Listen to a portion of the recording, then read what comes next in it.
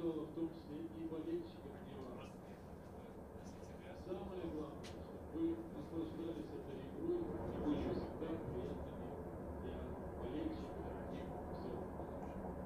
С этого момента объявляю чемпионат Республики Беларусь открытым.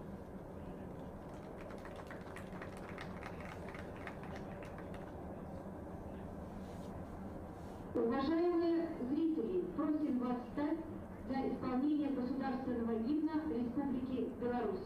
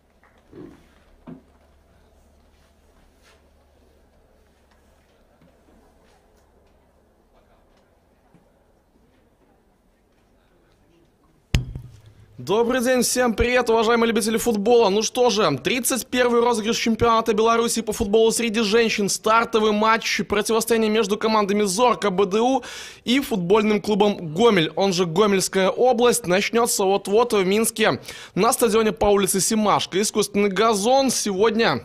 У нас с вами 18 марта, 14:00, матч открытия.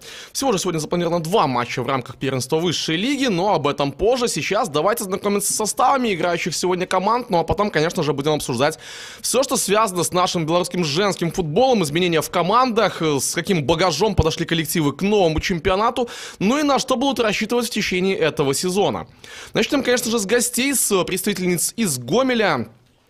Команду, которую сейчас возглавляет Эдуард Зименковец. Это стало известно совсем недавно, что довольно опытный специалист возглавит данный коллектив. Начнем с голкипера номер 1. Ольга Гаврук защищает место на последнем рубеже у коллектива Эдуарда Зименковца. Далее по номерам: Ангелина Курбатова, 3-й номер, 6-я Яна Тихонова, номер 7 Александра Самойлова, Вероника Кузнецова под 8-м номером, 9-ка на спине у Анны Орлановой, номер 10 Валерия Неберова, Яна Есман, номер 12, 15-я Кристина Гавриловец, номер 16 у Валерии Бодраковой и номер 21 капитан команды Анна Шила. Состав Зорки БДУ выглядит следующим образом. В воротах номер 15 Виктория Крылова, она же капитан команды. Виктория Плесюк, номер 3, 4-я Дарья Иванчик. У нас дан стартовый свисток, встреча началась. Номер 5 Кристина Киянка, Яна Артишевская. Под номером 7 10-я Яна Рай. Номер 11 Алина Васильева, Лилия Жиголка. 16-я Надежда Воскобович. Номер 17 Эля Гифт Отуве. Номер 19 и Анна Кашинская. 75-й номер возглавляет команду Сергей Русецкий. Обслуживают сегодняшний матч арбитры. Главный рефери Мария Буйко, ей помогают Валентина Соколович и Олеся Гутник по бровкам. 4-й судья Виталий Иванов и инспектор матча Геннадий Левчук. Ну что же, у нас первая атака. Мяч уходит все-таки за лицевую линию, упускает его Плесюк. Представлюсь, конечно же, и я. Сегодняшний матч для вас комментирует Никита Климук. Друзья, сразу призываю вас, у нас трансляция идет на YouTube-канале Woman Football. Можете оставлять свои комментарии в чате трансляции, задавать какие-нибудь вопросы. На интересные сообщения буду отвечать в прямом эфире, время от времени посматривая в наш чат трансляции. Пока же ввод мяча от ворот. Да, у нас очень солнечно в Минске, это, конечно же, мы отмечаем. Сегодня такая классная весенняя погода, не сильный ветер, я думаю, довольно комфортно для такой поры в Беларуси играть сегодня девчонкам, но, конечно, вот с точки зрения нашей трансляции, да, отмечаем, засвечивает самую малость. Так что некоторых, наверное, будет иногда тяжеловато интерпретировать, особенно учитывая, что номера, они немножко сливаются. У Зорки БДУ пока атака правым флангом, попытка сделать передачу в штрафную площадь, но мяч сошел с ноги у Кристины Гавриловец, отправился за лицевую линию, но вот первая акцентированная атака у гомельчанок прошла. Первая акцентированная атака у андердогов сегодняшнего матча. Почему? Да потому что команда в прошлом году заняла предпоследнее место в турнирной таблице, всего 6 набранных баллов. И если смотреть на противостояние именно с Зоркой, то там, ну, просто самая настоящая беда по прошлому сезону. Ни одного забитого мяча, ну а в плане пропущенных, что уж тут говорить. В среднем в районе десятки пускают гомельчанки от своих соперниц. 12-0 поражение здесь же на Семашко, ну и в Гомеле 8-0. Зорка БДУ также одержала очень-очень уверенную победу. Остановка в матче, 3-я минута пошла. В рамках первого тайма данного противостояния вынос готовят футболистки Гомельской области. Заброс на чужую половину, на левый фланг, ну и мяч уходит за боковую линию, будет аут. Передача назад. Далее скидка в середину поля, Жиголк с мячом, можно разворачивать на ближнюю бровку. Есть передача на левого бэка, получает мяч Иванчик. Спокойно в позиционную атаку переходит Зорка БДУ. Я уверен, что команда и будет пытаться диктовать условия, будет играть первым номером, играть в контроль мяча. Передача на Атуве. Футболистка из Нигерии, легионер в составе Зорки БДУ, бронзового призера прошлого чемпионата. Ну и если говорить, конечно же, о задачах на сезон, то это, понятное дело, в первую очередь сохранение предыдущих позиций. Это сохранение бронзовых медалей и, как минимум, попадание в тройку. Такие задачи, я думаю, что вполне себе ставит Сергей Русецкий и его команда на старте этого чемпионата. Но вот получится ли воплотить их в жизнь, это мы уже узнаем в течение длинного сезона, который пройдет в этом году. Есть, конечно же, конкуренция и есть изменения в составах. Пока вброс аута неплохой правой бровки, можно подавать штрафную, нужно делать передачу и бить поворотом. Не получается этого осуществить. Отбиваются гомельчанки. Ну, главное, поосторожнее с проходами через середину. Здесь не сильно-то смещаться стоило. Футболистки в белой форме могли вполне себе опасную контратаку получить. Кашинская играет в середину, Атовя на правый фланг отправляет мяч. Ну вот после такого более-менее равного старта можем отметить... что, как я и говорил, действительно именно Зорка БДУ забирает контроль над мячом, пытается действовать более активно. Ну и такой первый полумомент мы уже, пожалуй, с вами можем отметить после прострела с правого фланга. А здесь нарушение правил, ну и стандарт будет исполнять Яна Артишевская. Уходят все подальше от 7-го номера, соответственно, понимаем, что будет готовиться подача в штрафную площадь, никаких коротких розыгрышей. Одна лишь в стенке осталась Валерия Бодракова. Поднимает руку Артишевская, готовит навес с левой ноги, высокая подача. Ну и здесь передача неаккуратная, совсем передача-то получилась. Мяч пошел к ближней бровке, однако сразу же здорово включается в отбор.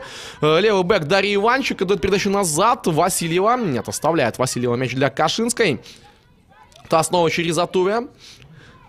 Большим числом сейчас атакуют футболистки Зорки. После стандарта особо назад и не оттягивались. Даже по позициям не сильно-то расставлялись. Те, кто пониже играет, продолжают находиться вблизи штрафной площади. Главное, конечно же, в офсайда не забегать ни в коем случае. Пас к линии штрафной, не проходит передача. Но пока вот, 5 минут. Какие-то такие краткие, быстрые выводы можем сделать. Гомельчанки не тушуются, не боятся соперниц. Ну и пока вполне себе неплохо обороняются. Но если получится еще и контратаковать, так вообще здорово будет для подопечных Эдуарда Деменковца. Вот насколько много было времени у Деменковца, чтобы подготовить команду, познакомиться, по крайней мере, с своим коллективом, рассмотреть сильные и слабые стороны той или иной футболистки, это, конечно, большой вопрос. Возможно, нужно будет еще время на раскачку, пока Атуви отдает правее пас. Неплохой дриблинг, но надо расставаться уже с мячом. Следует пас на Жиголку. Да, в разрез неплохо, если бы посильнее еще проследовала передача, было бы довольно опасно. А так, гомельчанки разряжают обстановку, убивая мяч за боковую линию. 6-я минута первого тайма, аут Иванчик будет вбрасывать. Плесюк слева, но передача идет ближе к линии штрафной площади. Неплохой прием, снова же хороший дриблинг, но тут серьезный прессинг оказывают гомельчанки. Понятное дело, недалеко от собственной штрафной площади. Никто не даст себе спокойно развернуться. Пас назад на Алину Васильеву. Жиголка. Отдает снова налево. Через Иванчик. Иванчик снова на Жиголку. Заброс на правый фланг. Размашисто атакуют девушки из команды Зорко БДУ. Мяч у лицевой. Вышел, по-моему, мяч за пределы площадки. Да, так и есть. И сигнализирует об этом ассистент рефери. Будет ввод мяча от ворот. Пока, ну, действительно, какой-то серьезной опасности мы у владений Ольги Гаврук еще не видим. Розыгрыш ворот, причем позволяет Гаврук защитнику осуществить вынос мяча, по всей видимости, куда-нибудь в район центрального круга, поближе к середине поля. Низом осторожно нужно действовать. Такие вот рискованные выходы. Мне кажется, даже одноклубница не ожидала такого вот паса, но разобрались грамотно и пока, по крайней мере, мяч контролировали. Потеря. Снова мяч у Плесюк. Скидка назад в район центрального круга. Пас направо.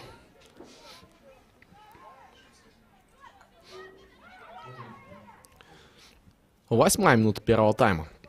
Без ударов по воротам, пока без действительно опасных моментов. Но вот еще минут 8, скажем так, продержаться сборной Гомельской области. И можно будет говорить, что стартовый натиск выдержан и быстрого гола у нас не случилось. Передача в штрафную площадь, офсайд был, если не ошибаюсь. Да, звучит свисток, действительно, абсолютно правильно. Ваш комментатор все рассмотрел. Это положение вне игры.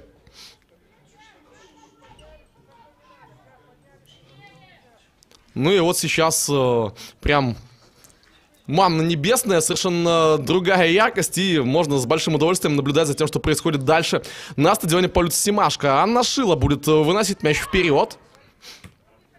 Шила, кстати, футболистка, которая прошлый сезон занимала на позиции вратаря. Тоже была капитаном в Гомельской области, но сейчас, видимо, она на позиции центр-дефа, а место в воротах занимает Ольга Гаврук. Вот такие вот изменения можно в первую очередь, конечно же, отметить в стане гомельчанок. Заброс на Гавриловец. Тут сразу же прессингуют довольно активно, и мяч опять выходит в аут. Пытается за него зацепиться Есман, не удается этого сделать. Заброс, неаккуратно заброс. Здесь, конечно же, Гаврук мяч примет, подождет, чтобы лишний раз еще раз пробежалась Яна Рай, чтобы, так скажем, немножко и на нервы подействовать, и стамину подвыбивать соперницам.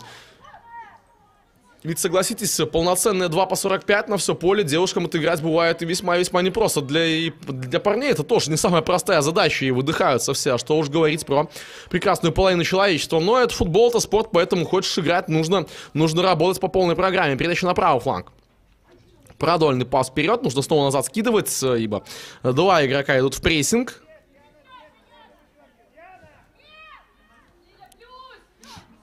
Пас налево.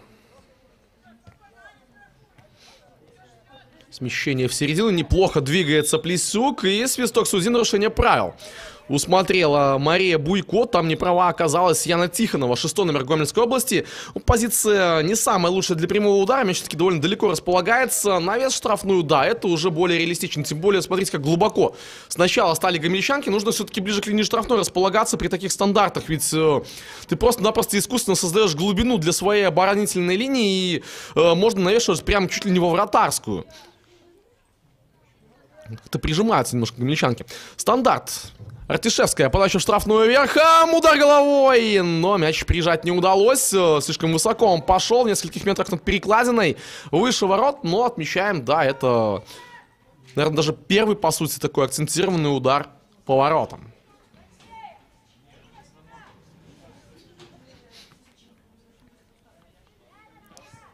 Заброс направо. Снова перехватывают мяч футболистки Зорки БДУ. Пытается Рай зацепиться, не удается этого сделать. Вынос вперед, и будет аут.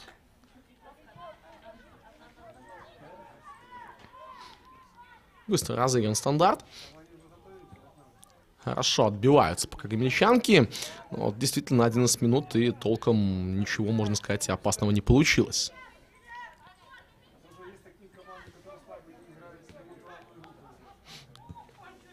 Кашинская в середину играет. Можем отметить пока по составам, еще немножко пройтись, скажем так, переходы. Немалое количество изменений в составах и у одной, и у второй команды. Что же касаемо Гомельской области, то добавились в состав Кристина Гавриловец, Анастасия Кожарская, Дарья Кузьменко.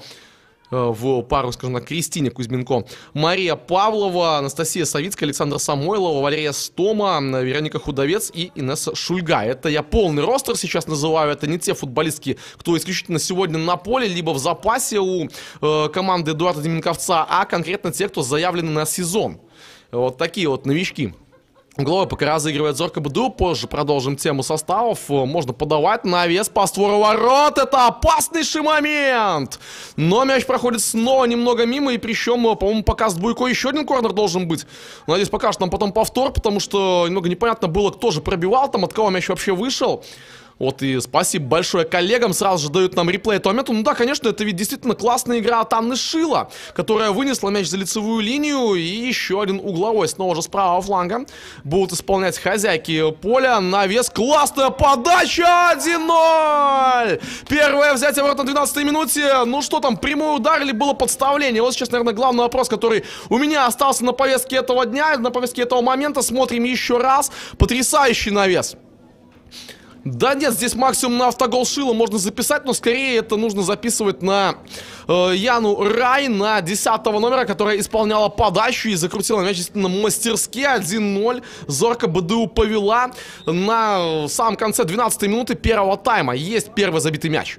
Есть первый гол, ну и, естественно, этот гол придаст еще большей уверенности подопечным Сергея Русецкого. Они еще с большей прытью пойдут вперед, хотя, с другой стороны, а может быть сейчас и гимничанки так огрызнутся, хорошенько пойдут в контратаку и заставят побеспокоиться уже Викторию Крылову, капитана Зорки БДУ. Классный проход, вот в подтверждение моих слов, двух обыгрывает Тихонова, двигается вперед, а вот пас получился немножко неточный.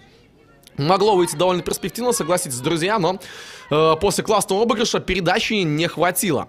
Кашинская двигает вперед, дает налево. Подключение уже от 5-го номера. Это Киянка. Разворачивает под правую, делает передачу на подступы к штрафной площади. Классный пас в опорную зону. Туви направо переводит.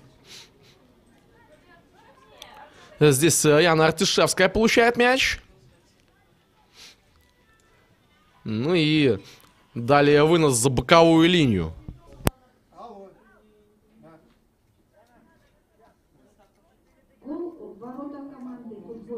Розыгрыш аута. Надежда Воскобович вбрасывает мяч в штрафную площадь. Не самый аккуратный прием. Вступает сразу же в отбор Самойлова. Ну и нужно разжать обстановку на фланг. Пытаться больше, наверное, нужно гомельчанкам флангами действовать. Где поменьше плотность, где есть игроки твоей команды. Удар с дальней дистанции. Момент еще и достает. Достает от мяч Гаврук. Спасает свою команду. Да, росточек-то, понятное дело, не гренадерский. Это вам не Давид де Геа под 2 метра ростом. Поэтому такие удары под перекладину, они могут быть очень и очень опасны. Особенно, если не совсем грамотно занята позиция. Если нужно еще немножко посеменить перед тем, как выпрыгнуть, то такие мячи могут залетать. И в течение, например, прошлого сезона мы не раз видели эти голы. Вот опять же вспоминаем то, что Шило занимал место в воротах у Гомельской области. Посмотрите на капитана гомельчанок. Это девушка невысокого совершенно роста. И понятное дело, что с такой антропометрией бывает тяжеловато доставать до перекладины в тех или иных моментах при тех или иных ударах. Но сейчас Гаврук на высоте справляется и лишает, по сути, Зорко БДУ второго забитого мяча в первые 15 минут нашего противостояния. Вот и до Крылова мяч дошел. Та играет через 75-го номера, Анна Кашинская.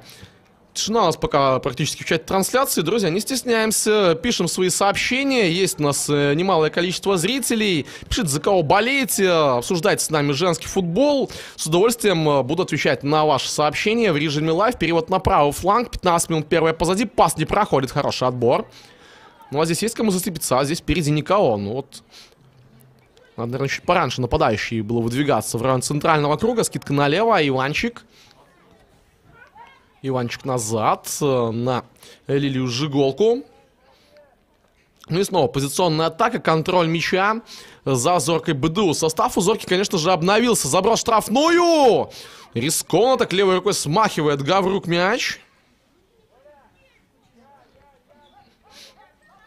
Ну и будет аут. Мяч штрафной площади. Бить пока неудобно. Подрабатывает себе мяч Киянка. Так слишком вальяжно, что ли. Рядом с ней двигается Самойлова. Параллельно Киянке. Но, с другой стороны, там действительно для удара была позиция не самая удобная. Поэтому, наверное, такой прямой отбор сразу же футболистка не шла. Классный перекат. Так по футзальному сейчас сыграно. с 7-м номером Яной Артишевской. Передача назад на Атуве. Далее скидка налево. И вот уже Кашинская с мячом. Так вот, относительно изменений в составе Зорки ушли Мирошниченко, Лиана перебралась с Маргонь, несколько футболисток перешли в Рязань, в Россию, это Гирчица Бенкевич, Болотянова в Академию АБФФ, ну и в аренду Щербет была отдана в Могилев. Ну и также покинула команду Екатерина Камлюк, классный голкипер, которая вообще сменила, скажем так, профиль и весь сезон проводила в футзале в составе женского футбольного, мини-футбольного клуба «Столица», стала чемпионом Белоруссии. Ну и можем сказать, что там, да, на ведущих ролях тоже была, получала большое количество времени. И, наверное, это можно назвать потерей для Зорки. БДУ, посмотрим, как Крылова сейчас справится с ролью исключительно первого номера. Она все-таки с капитанской повязкой. Но сейчас речь, пожалуй, не о вратарской линии. Они пока приходится вспоминать в контексте, конечно же, Зорки БДУ исключительно редко. Лишь один раз мы, наверное, Крылова видели пока с мячом за первые уже 17 минут противостояния. Передача налево. Убирает мяч Иванчик под правую, смещаться пытается, но уже подстраховка работает в исполнении гомельчанок, ну и будет очередной аут. Что же, пока скажу, что, ну, лично для меня все с большего ожидаемо. Да, не поменялся кардинальный состав у Гомельской области, новый тренер, у которого было совершенно мало времени на адаптацию, на то, чтобы познакомиться с командой. Зорка БДУ, команда, которая является очень амбициозным коллективом, с... Удар с дальней дистанции не точен пока. С неплохим подбором исполнителей, все-таки бронзовый призер чемпионата Беларуси. Ну и, наверное, исходя из, собственно, матчей прошлого сезона, мы с вами вот такого развития событий могли и ожидать. Зорка будет давить, Зорка будет атаковать, гомельчанки будут отбиваться, ну и время от времени пытаться выйти в свои какие-то наступления, свои контратаки.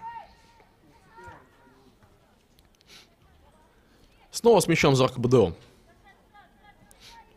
Пас назад, Атуве, мощный заброс к линии штрафной, и вот так вот чиркнула буквально головой по мячу футболистка в белой форме, и подхватывает у самой бровки мяч Гаврил Овец, пытается пойти против двух соперниц, теряет мяч, подбор уже за Жиголкой, Лилия назад, на защитников, ну вот не самый типичный номер, наверное, да, у Алины Васильевой, которая сегодня располагается ближе к оборонительной линии, обычно мы привыкли там видеть, ну, второй, третий номер, не знаю, там 22-й, но не 11-й, это скорее для нападающих, передач под удар, выстрел поворотом по створу в ближний угол, однако Гаврук грамотно занимает позицию, забирает мяч намертво, и, пожалуй, каких-то там больших проблем этот выстрел для голкипера не принес. Левоногая футболистка заряжает в район центрального круга, хороший мощный вынос, пытается за мяч зацепиться Тихонова, не удается этого сделать.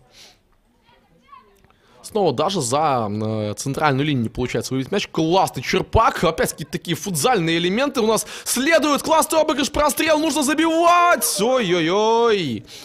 Яна Артишевская. А ведь все для нее сделала Рай. И вот такая вот атака от двух Ян у нас получилась. Одна отдавала, вторая пробивала. Ну, тут, знаете, так от души уже ахнула поворотом. В надежде порвать сетку где-нибудь там в левом от себя на углу, в левой девятке, однако не рассчитала точности, мяч прошел мимо ворот. Хотя, наверное, с такой дистанции покати щекой в дальний, и вряд ли сумеет голкипер скоординироваться, среагировать на этот удар, и счет мог бы стать действительно уже в +2 для Зорки. Свисток судьи, остановка матча, Шила. Мягкий заброс, неаккуратная передача, ну так довольно легко ее Иванчик перехватывает, скидывает налево, Плесюк. Классный пас в разрез, отличное открывание на левую фланку, исполнение 5-го номера. Киянка далеко отпускает с себя мяч. Ну тут уж... Я даже не знаю, какими скоростными качествами нужно было обладать, чтобы с такой заброс себе реализовать, успеть к мячу первой. Передача в направлении Есман. Яна направо разыгрывает. Далее, не знаю, насколько там было желание именно так направо сыграть. Но получилось по мысли неплохо, по исполнению так себе. Гавриловец спускает мяч за боковую линию, будет аут.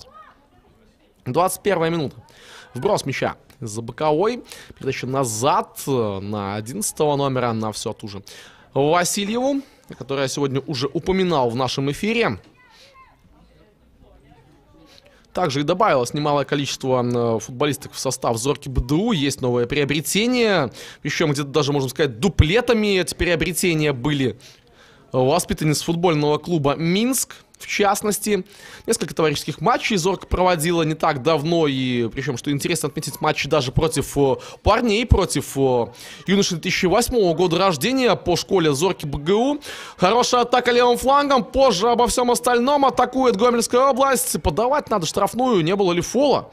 Фол, да, действительно, Буйко свистит. Не только мне так показалось, что Кашинская в спину-то подтолкнула свою соперницу и завалила, по сути, на газон Александру Самойлову. А вот это вот уже перспективный момент. Вот такими вот шансами, которые довольно редко будут встречаться по ходу нашего противостояния, обязательно гомельчанкам нужно пользоваться. Надо подавать штрафную, можно даже в идеале, наверное, закручивать в дальний угол по створу ворот, чтобы в случае чего там или чиркнуть головой, или подставить ногу, или даже если никто не коснется мяча, тоже вариант гола, скажем так, присутствовал бы. Ну что же, смотрим. Сама же Самойлова навес, да, по створу, только в ближний угол. Крылова очень здорово действует, грамотно занимает позицию и забирает мяч в руки. Ну вот... Первый, даже не знаю, насколько можно назвать это сейвом от Виктории Крыловой. Смотрим еще раз. Вроде бы по исполнению неплохо, но вот если бы еще мяч в дальний пошел. Видите, как здорово открывалась, выбегала Тихонова из-за спины своей соперницы. Если бы передача пошла хотя бы по центру, там были варианты подставления. Там достаточно буквально просто по-хоккейному так подставить ногу и переправить мяч уже в ворота. Потому что с такой дистанции на любой, даже минимальный рикошет среагировать практически невозможно. Классный заброс на правый фланг, можно подавать в касание. Подача здоровская. Ну и за кем второй этаж будет? А здесь классно отрабатывает Яна и Есман и выбивает мяч за лицевую, конечно же, линию. Будет угловой. Очередной корнер с левого фланга в исполнении хозяек поля. На 23-й минуте у нас аккурат середина первого тайма, экватор первой половины. Ну что же, розыгрыш Рай будет разыгрывать сейчас мяч с Артишевской, ну или подавать все-таки.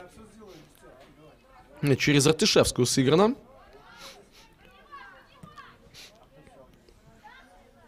Ну а дальше передача назад. Дарья Иванчик удерживает мяч пока недалеко от своей половины, в районе центральной линии.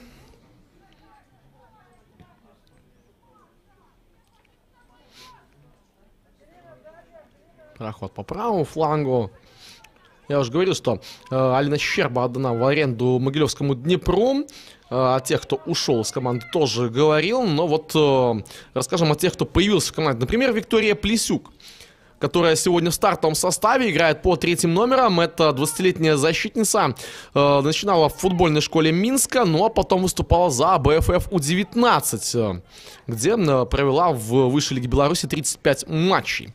Ну и сейчас вот она как раз на левом фланге располагается, получает передачу, не в офсайде ли, получает она пас, да нет, показывают судьи, можно играть, скидка назад на Иванчик, Иванчик подавать надо, на штрафную площадь, Отуве играет головой, но играет аккуратно капитана уже Гомельской области, Нашила, Анна заряжает вперед, подбор за Кашинской, Кашинская через правый фланг, Артишевская и через перекаты и пятки. Ну вот техничная футболистка, заметно это. И дается игра, прострел по створу ворот. Опаснейший момент еще один. Гаврук снова вступает в игру и продолжается атака через уже левую бровку. Скидка в середину, Рай.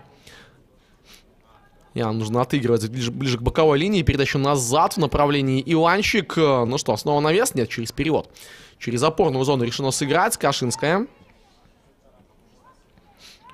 Что же касается Артишевской, раз уж начали мы про нее разговор, действительно, футболистка очень техничная, и это тоже новобранец состава команды Сергея Русецкого. Удар, еще один по створу, снова Гаврук на месте. Неплохие удары, да, не скажу, что это не берущиеся какие-то выстрелы, но тем не менее, пока Гаврук действует очень уверенно, со всеми ударами справляется, хоть и слишком простыми их тоже не назовешь. Так вот, Артишевская. Ей тоже 20 лет, тоже является воспитанницей Минска, и догадайтесь, где она играла прошлый сезон, правильно, тоже в АБФФ Ю-19, где провела 20 матчей и забила 2 мяча. Ну и была в Днепре Могилевском, где сыграла 21 матч и забила уже 15 голов. Результативность, согласитесь, очень-очень мощная в составе могилевчанок. 15 мячей в 21 игре. И я вот вам более того скажу, еще нужно будет пересмотреть момент, кто же там именно угловой исполнял. Есть ощущение, что это все-таки именно Артишевская была, потому что левоногая футболистка закручивала мяч у ворота, а у нас Рай является правшой. Девушек так издали, ну уж без обид, уважаемые зрители, болельщики Зорки БДУ. Иногда, по крайней мере, так сразу различить тяжеловато. Плюс еще вспоминаем, что у нас в начале матча небольшие засветы были. Так что постараемся к перерыву разобраться, чтобы уж на 100% верную информацию доносить в нашем прямом эфире.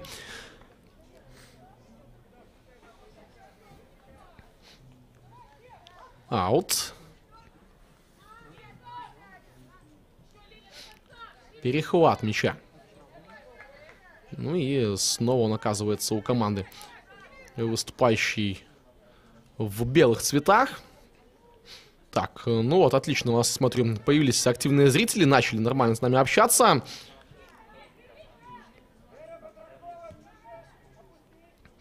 Ну, на вопрос по поводу того, что трансляция отстает на 30 секунд, друзья, не забывайте, что это прямой эфир на ютубе, и есть такие понятия, как задержки, поэтому она не может быть идеальным лайвом даже на ТВ. Даже со всех мировых площадок хотя бы минимальная задержка у картинки всегда имеется. Так что, да, 30 секунд, поверьте, еще очень даже хороший показатель, и действительно у нас пока работает все на высшем уровне.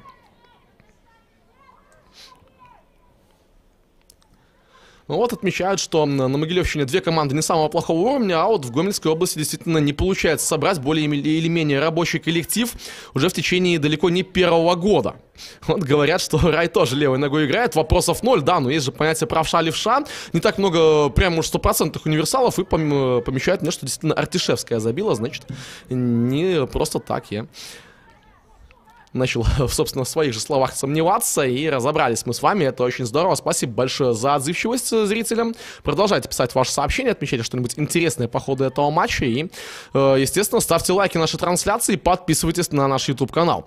Передачу на правый фланг можно сделать, удерживает пока мяч Киянка, раскидывает назад.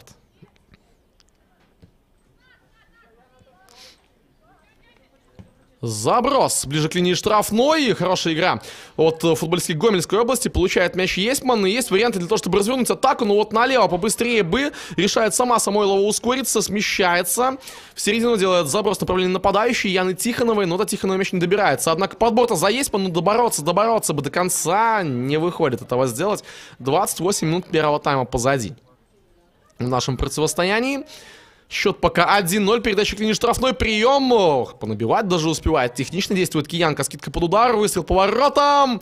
Ну и вот Гарук контролирует ситуацию, несмотря на то, что, да, видно, тяжеловато девушке с таким ростом, с этой перекладиной, но достает эти мячи.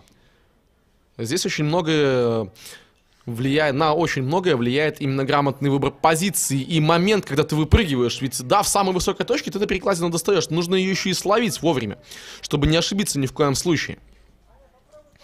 Ладно, что-то уж я разглагольствовался слишком сильно по поводу антропометрии, перекладин и так далее. Давайте дальше про то, что на газоне на Семашко происходит. Вброс аута на Кашинскую. Та играет в середину, мяч в районе центрального круга. Ну и можно опять на ближнюю к нам бровку отдавать, действительно. Далеко отпущен мяч, перехват, но что насчет контратаки? Вот как-то не бегут, что ли, гомельчанки, позволяют одной самой с Тихоновой, конечно же, пройти по правой бровке. Ну, если хоть кто-нибудь из адресатов для передачи, ну, посмотрите, почему совершенно одна Тихонова, пара игроков только в середине где-то находятся, остальные вообще на своей половине. Ну, понятное дело, да, Гомельская область понимает, что реальный уровень мастерства пониже, нежели у Зорки. Опять же, это, я думаю, что объективно можно судить по прошлому сезону, да и по началу нашего матча. Однако все же, если есть возможность пойти вперед, пойти в атаку, но почему бы 3-4 человек не подключить, и чтобы были варианты и в середине, но и также под условной Тихоновой были варианты для того, чтобы развернуться и отдать пас назад, сделать скидку, а там, например, прокомбинировать в касание, в 2 касания и далее снова через бровку пробираться поближе к воротам, поближе к штрафной площади. Неточная передача. Тихонова скидывает назад. Снова пас на Тихонову. Неплохо сыграла в данном моменте Гавриловец. Скидка направо, слишком сильная передача. Не проходит этот пас. Ну и снова будет очередной аут. Васильева. Передача в середину на Атуве. Та действует через Рай. Яна пыталась обыграть Шила, но Шила не купила. Здорово действует. Снова мяч у Рай. Перевод на левый фланг. Иванчик. Ближе к линии штрафной, классный разворота, почему не пробить отсюда? И вот так же подумала и неплохо пробила Такиянка. Ну, вот словно услышала меня в ту же секунду, зарядила в дальнюю девятку, попади, было бы очень красиво. Но точности немножко все-таки этому удару не хватило.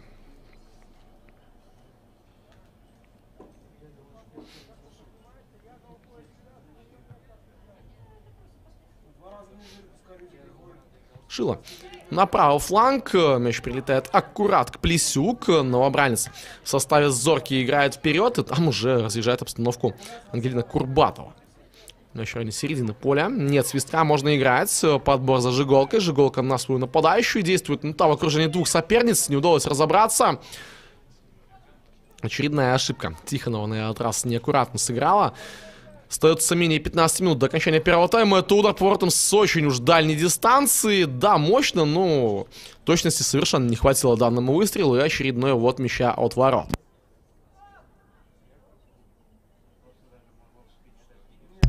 Снова Шило будет исполнять.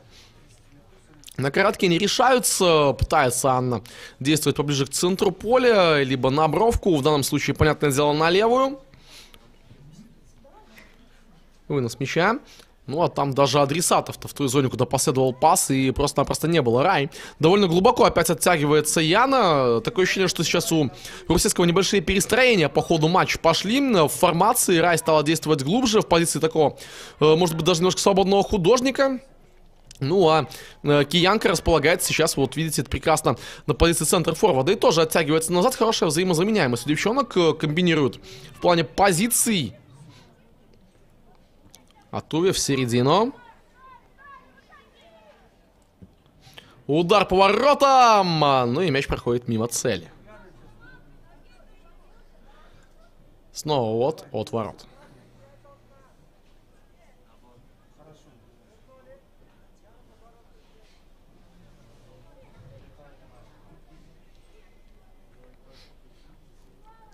Снова Шило. На этот раз направо.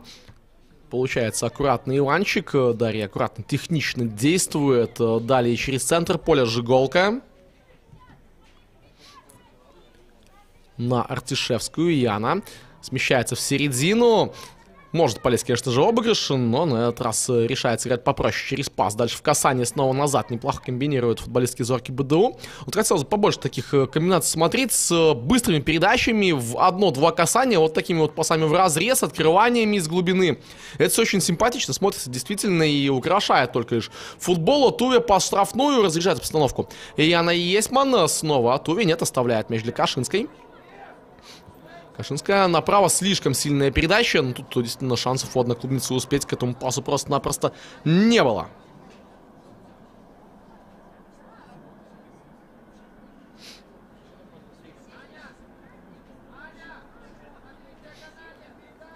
Шило.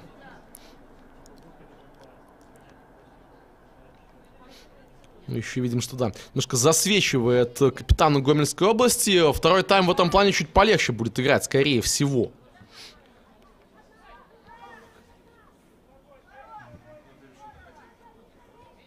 Перевод направо.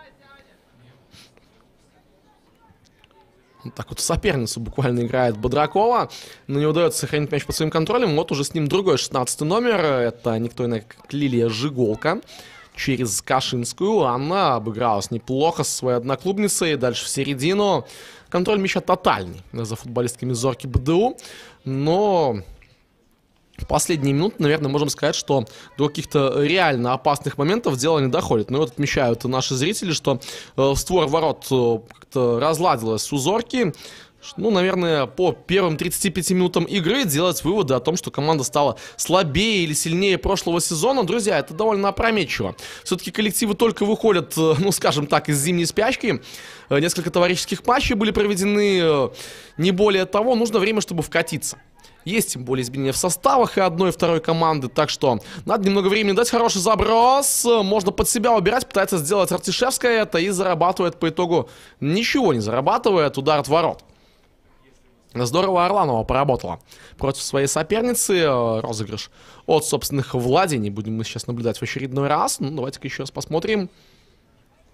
Ну да, действительно, мяч именно от Артишевской покинул пределы поля. Так вот, пройдет там месяц-полтора, да, команды втянутся в сезон, плюс еще и потеплеет, пока где-то нужно время на адаптацию коллективам, то, чтобы вкатиться.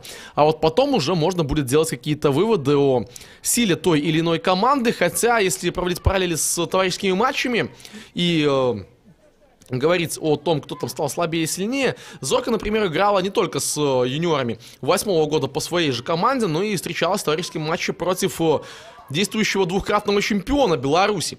Динамо БГУ ФК, пока с мячом Рай, отдает налево. Иванчик под правый убирает, будет подавать, навес ближе к линии штрафной. Если бы еще скинуть под удар в касание, было бы вообще красиво. Но тут неудобно сразу же бить. А вот сейчас можно. И еще одна передача под удар. Выстрел в касание. В ближний угол. Гаврук перед собой мяч отбивает, сразу же накрывает его. Умница Ольга здорово действует на последнем рубеже.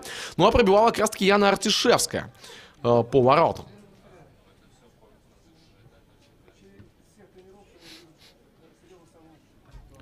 Вынос мяча вперед. Вот, Динамо БГУ ФК держала уверенную победу над Зоркой 7-0. Там досталось, конечно же, Зорке БДУ. Ну и я думаю, что определенные вопросы у Сергея Русецкого появились. Пища для размышлений, так скажем. Сказал, что некоторые девчонки перегорели в послематчевом интервью. Хотя вот перегореть товарищеский матч, ну, надо как-то все-таки... Даже, не знаю, с более холодной головой действовать. Да, легко говорить, сидя работая в студии, а не находясь на футбольном поле. Но тем не менее. Друзья, также не забывайте еще и подписываться на наши соцсети женского футбола в Беларуси. ВКонтакте, Инстаграм, Телеграм, ТикТок. Все популярные соцсети для вас. Следите вместе с нами за женским футболом. Ну и, естественно, в том числе на наш YouTube-канал. Women Football, он только набирает обороты. Совсем немножко пока что подписчиков. Но я же надеюсь, вы это исправите вместе с нами. Вот уже 11 лайков на трансляции. Отличный показатель. Спасибо, друзья, снова же за вашу отзывчивость. Не стесняйтесь писать дальше в чат трансляции, не стесняйтесь поднимать большие пальцы вверх, в том числе и, скажем так, поднимая рейтинг нашей трансляции и в предложке для будущих подписчиков, да и в целом. Передача в середину. Получает мяч Яна Рай. Можно назад отдавать. Перевод налево, вот Рай, неплохая передача на Иванчик, принимает мяч, делает пас в штрафную. Но вот пока передачи эти получаются как-то ближе к линии штрафной, то есть не на вбегание, не в район 11-метровой отметки, скажем так, ближе к вратарской, потому что мало ли там Гаврук, например, немножечко замельтешит на выходе и опоздает с выходом из ворот. А все к линии штрафной, и получается, что девчонки принимать вынуждены мяч чуть ли не спиной к воротам, и о каких там ударах идет речь, понятное дело, нужно время на прием, нужно время на то, чтобы оценить ситуацию, развернуться или сделать передачу, а тебя еще и соперницы накрывают. Пас в середину. Перевод направо. Есть время развернуться, подумать уже голки. Смещается она налево. Отдает пас на подключившуюся Васильеву. Но вот Васильева довольно редко выдвигается настолько близко к воротам соперниц, к штрафной площади соперниц, по крайней мере. Наверное, так можем сказать. Тотальный контроль мяча за Зоркой продолжается. Опять же, не выходят просто-напросто девушки из Гомельской области, из своей половины поля. И еще один неплохой эпизод, хорошее действие от Ольги Гаврук.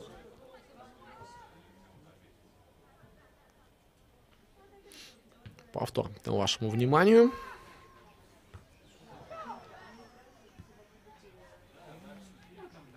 Заброс вперед, опять потеря. Ну и чуть более 5 минут до окончания основного времени первого тайма. Но, честно говоря, по такой игре, что мы видим в первой половине, у нас не было больших пауз, выходов мяча, там каких-то травм, повреждений, к счастью, не было. Их вообще не нужно, никаких травм, повреждений, ни в женском, ни в мужском футболе, вообще нигде. Пусть никто лучше не будет ломаться. Зачем это кому надо, правильно ведь? Передача налево. И остается чуть более 5 минут. Я не думаю, что большие основания у Марии Буйко больше, чем 1 минуту компенсированную докидывать к первой половине. Классный разворот туда слева! И какой классный выстрел! Ну это вот уже без вариантов Яна Рай. Да, не просто так нам писали, что она и с левой тоже может приложиться. Как развернулась и как мастерски уложила мяч в угол. Да, здесь выпрыгивала Гаврук, но не хватило. Не хватило прыти Ольги, чтобы спасти свою команду. Здесь в первую очередь, конечно же, хочется отметить не того, кто пытался отбить этот удар, а того, кто пробивал поворотом. Рай великолепно пробила метров с 18 и сделала счет 2-0 на 40-й минуте нашего противостояния в рамках первого тайма, первого матча нового сезона женской белорусской лиги Зорка БДУ. Гомельская область, счет 2-0. Сразу же перехват в районе центрального круга, скидка назад. очередную атаку будут развивать подопечные Русецкого. Давайте пока, наверное, пройдемся по запасным, ведь у нас уже совсем скоро и окончание первого тайма близится. Ну и, возможно, какие-то изменения, почему бы и нет. По запасу Гомельской области, в первую очередь, это Валерия Силицкая, Татьяна Пружина, Анастасия Попелухина, Валерия Стома, Инесса Шульга, Мария Павлова и Анастасия Савицкая. Эти вот девчонки могут выйти на поле, пока высокий прессинг от Зорки, но это нарушение правил в атаке, фол без всяких сомнений. Что же касаемо хозяек поля, в запасе голкипер Илона Ходосевич, а также полевые игроки Диана Осмоловская, Ольга Капыша, Татьяна Шеришовец, номер 21 у Дианы Шмаровской, Екатерина Чаюк, Анастасия Лобашова и Юлия Игнатьева. Вот эти вот девчонки могут усилить состав Зорки БДУ. В частности, хотелось бы Ольгу Капышу отметить. Девушка была призвана в молодежную сборную Беларуси женскую. Проводила там наша сборная пару спаррингов, и во всех двух матчах Капша появлялась на поле. Ну вот детально, наверное, об этом расскажу чуть подробнее, если Ольга появится на поле в течение второго, например, тайма. Пока же атака Зорки БДУ. Посередину можно разворачивать налево. Васильева. По створу получается. И тут еще сначала нужно, да, так оценить обстановку. Гаврук. Кепочки не хватает, тот может, наверное, поспоминать, когда, особенно в 2000-х, при таких солнечных матчах, многие вратари действительно использовали головной убор, использовали кепку, а пока классно на замахе, ой, что творит Рай, но вот удар справа это не получился, все было великолепно сделано, технично, а вот с левой получилось лучше. Можем, наверное, так отметить этот эпизод, этот момент.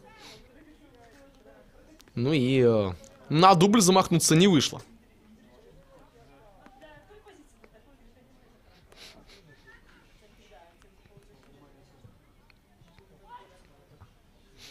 Заброс вперед. Перехват. Снова Рай. Как элегантно действует. Ну вот... а дальше-то что, извиняется Яна перед одноклубницами? Ведь скорее прострел нужно было делать. Но давайте еще оценим ситуацию. Она мастерски обыграла соперницу. И если бы оглянуться в то, что на поступах штрафной площади находится Виктория Плесюк, и можно сделать пас на нее, ну там просто все вообще великолепно бы развивалось. И потенциально, действительно, голевой момент мог бы возникнуть. 2 минуты до окончания первого тайма.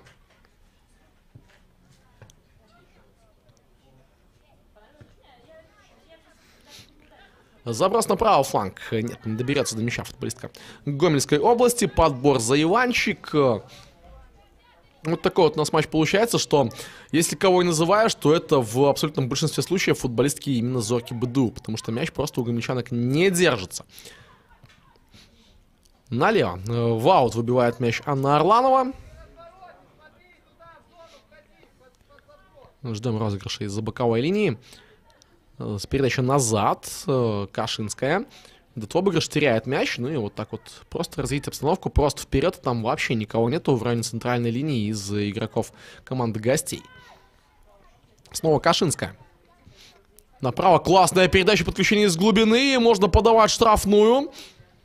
Там Воскобович попыталась сделать навес, передача назад, скидка и еще одна подача, но второй этаж уже остается за, если не ошибаюсь, Вероника Кузнецовой.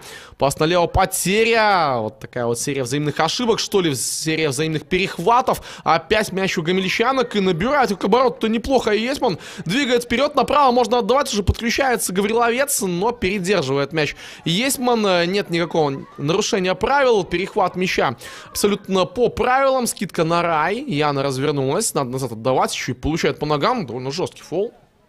С такими подсечками поаккуратнее можно, в следующий раз вполне себе Буйко и накажет предупреждением. Да еще и повреждения, похоже, Рай получает, но вот чего же там только не хватало. Так это каких-то там травм, о чем я уже говорил. Поднимается Яна, конечно же, здоровья желаем десятки Зорки БДУ, и пока вот действительно... По первому тайму можно сделать вывод, что Рай выделяется, очень здорово выделяется в составе своей команды, и кто его знает, может быть, станет одним из лидеров в этом сезоне. Последние секунды снова времени первого тайма. Заброс в штрафную площадь, мяч доходит до Туве, ну нужно как-то побыстрее, что ли, сориентироваться, под право убирает, отдает назад. Иванчик. И звучит свисток на перерыв. Ну что же, счет 2-0. Напомню, Яна Артишевская и Яна Рай отличились в течение первой половины. Оставляйте свои сообщения в чат трансляции. Как вам первый тайм? Задавайте свои вопросы. Ну а мы скоро вернемся и продолжим смотреть эту игру.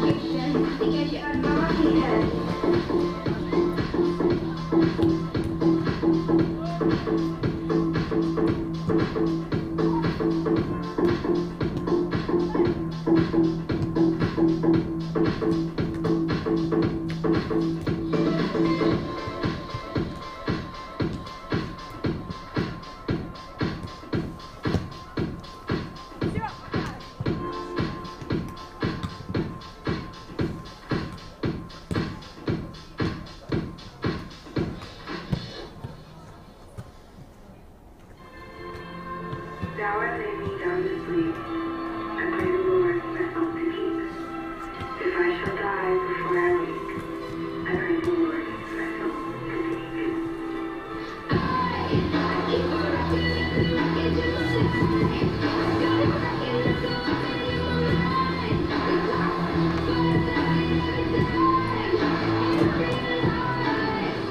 I've tasted blood and it is sweet. I've had the rug pulled beneath my feet.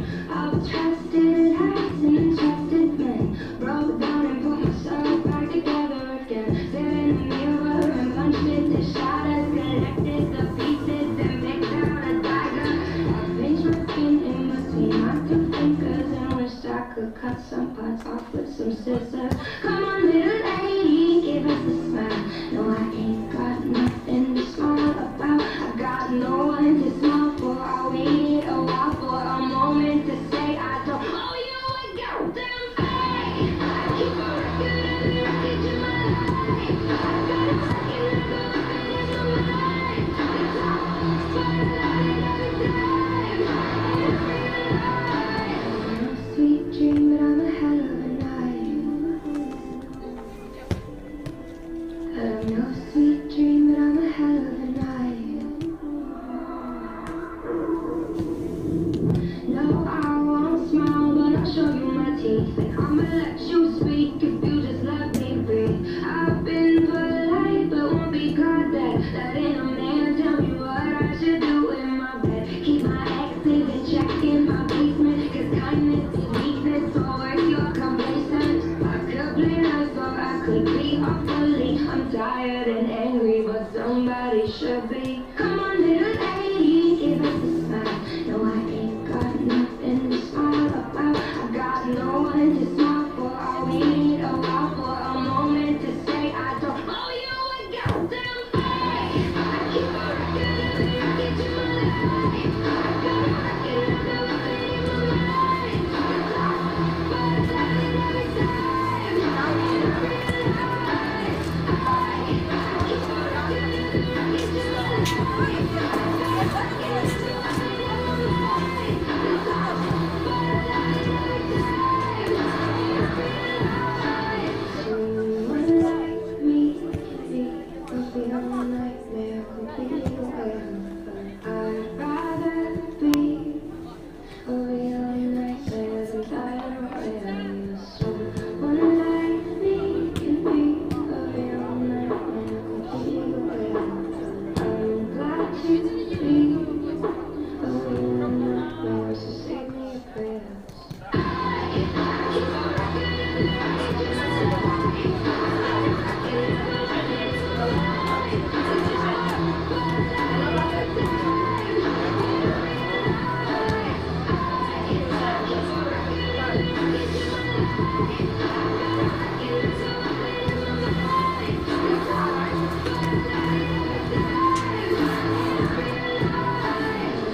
Sweet dream, but I'm a hell of a night.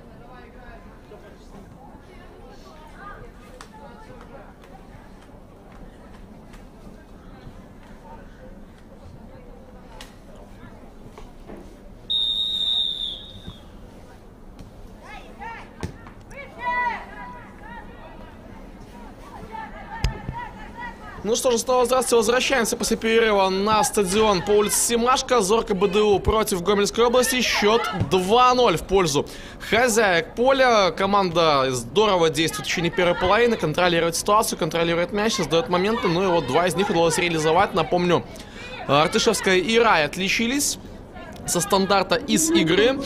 Но в течение первой половины не было после моментов у Владимира Крыловой. Что касаемо перерыва, обратил внимание на одну замену. Вышла на поле Мария Павлова в составе Гомельской области. Но вот вместо кого она вышла, с этим будем разбираться. Пока непонятную табличку нам, к сожалению, не показали. Так что, ну, будем выискивать, скажем так, кто же все-таки поле покинул. Вместо кого вышла Павлова. И это пока, скорее всего, единственная замена в течение нашего с вами перерыва. Я не думаю, что кардинально что-то изменится в течение второго тайма. Также будет доминировать Зорко БДУ. Вот Павлова с двумя косичками на правом фланге располагается. Сразу так по прическе можно девушку отличить от других. Заброс вперед не проходит. Подбор за 7-м номером. Можно пробивать. Артышевская долго по штрафную. Классная скидка в касании. Решать надо. Удар мощнейший. И какой сейф от Ольги Гаврук. Великолепная игра и комбинация классная. Артышевская замахнулась на дубль, но вратарь спасает свою команду. Но у нас будет еще один угловой. Такая вот скидка получилась от киянки. И классный выстрел по воротам, с которым голкипер мастерски справляется.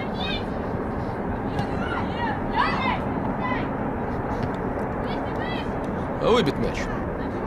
Куда подальше.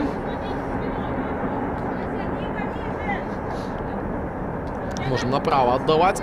Артышевская в середину, дальше в касание. Довольно бодро начинает Зорко БДУ второй тайм в плане скорости, в плане движения. Возвращаемся к нашей YouTube-трансляции, к нашему чату. Было несколько интересных сообщений. Вот просят про новичков рассказать. У нас действительно в чемпионате одно изменение. Попозже, после этой атаки, мяч штрафной. Еще один корнер. На этот раз с левого фланга будут исполнять футболистки Зорко БДУ. Рай и Артышевская будут разыгрывать мяч. Ну и посмотрим, к чему это приведет. Пока, видимо, прямой навес не готовят футболистки. Выдвигается поближе Курбатова. Поднята рука вверх. Райнет подает справа. И высокая подача получается. Мяч застывает недалеко от вратарской линии. Уходит за пределы поля. Удар от ворот. Вот перед тем, как развить тему с Маргони, давайте все-таки еще раз свяжу память состава играющих сегодня команд. Назову стартовые ростеры, потому что, опять же, пока немножко непонятно, вместо кого Павлова появилась на поле. Ольга Гаврук в воротах у Гомельской области. Номер 1, 3 Ангелина Курбатова, 6 Яна Тихонова, Александра Самойлова, номер 7, Вероника Кузнецова, 8 номер. Анна Орланова, 9, Валерия Неберова, номер 10, Яна Есман, 12 номер, 15 Кристина Гавриловец, Валерия Бодракова, номер 16, 21 капитан Анна Шила, ну и вот появилась Мария Павлова под 18-м. Состав их соперниц Зорки БДУ. В воротах Виктория Крылова, 15, капитан команды, 3 Виктория Плесюк, Дарья Иванчик, номер 4, Кристина Киянка, 5, Яна Артышевская, номер 7, Яна Рай, 10 номер, Алина Васильева, 11, Лилия Жиголка, 16, Надежда Воскобович, номер 17, Эля Гифт Атове, номер 19 и 75 Анна Кашинская. Эдуард Деменковец возглавляет Гомельскую область, Сергей Русецкий, Зорку БДУ. Подача в штрафную площадь. Попытка пробить головой, но получилась такая скорее передача. Нужно прессинговать. Удар 3-0. 50-я минута. И с подбора удается отличиться в очередной раз Зорки БДУ. Давайте еще раз посмотрим. Кто же нас там забил-то? Похоже, что Кристина Киянка отличилась забитым голом в этом моменте.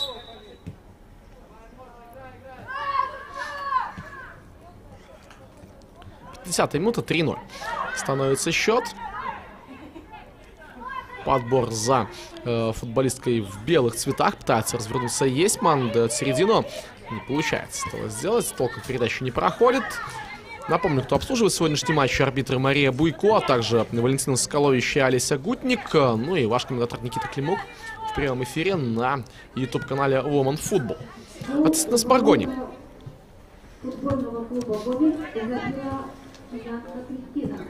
Да, действительно объявляют Кристину Киянку по стадиону. Именно она отличилась. Здесь все правильно мы с вами разобрали. Номер 5 забивает свой первый гол в этом сезоне в рамках официальных матчей. Так вот, относительно Сморгони.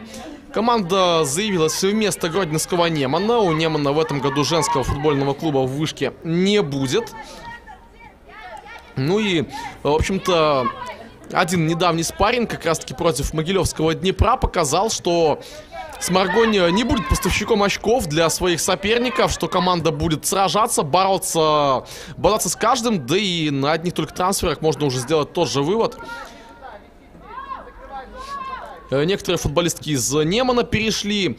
Вот, например, Татьяна Кенда, Барташевич Татьяна, Валерия Харитончик. Я уже говорил, что Лиана Мирошниченко перешла из Зорки БДУ в состав Сморгони. Также и Инна Ботиновская, которая и в футзал тоже успела поиграть. И вот сейчас сезон в большом футболе будет проводить в составе Сморгони. Атака правым флангом, передача на 17-го номера на Воскобович. Надежда пытается обыграть свою соперницу в лице Бодраковой. На штрафную. Неуверенно действует голкипер, но подстраховка сработала и будет угловой. Угловой с правого фланга. Очередной корнер. Смотрим еще раз за этим моментом. Да, действительно не лучшим образом действовал Гаврук, но обошлось.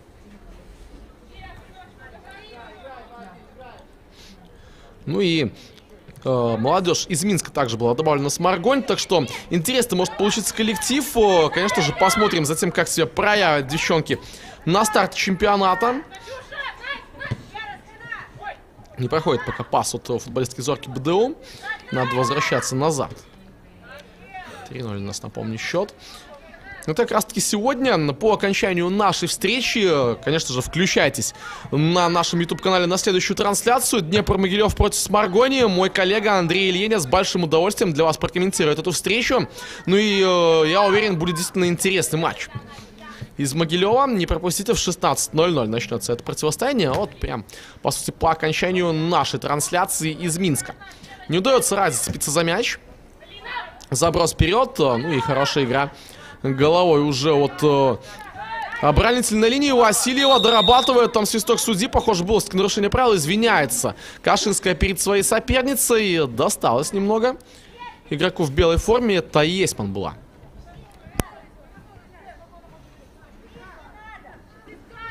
Ну что же, штрафной в середине поля. Александра Самойлова у мяча. Будет разыгрывать с ближней. Ну или делать заброс вперед. Сейчас посмотрим.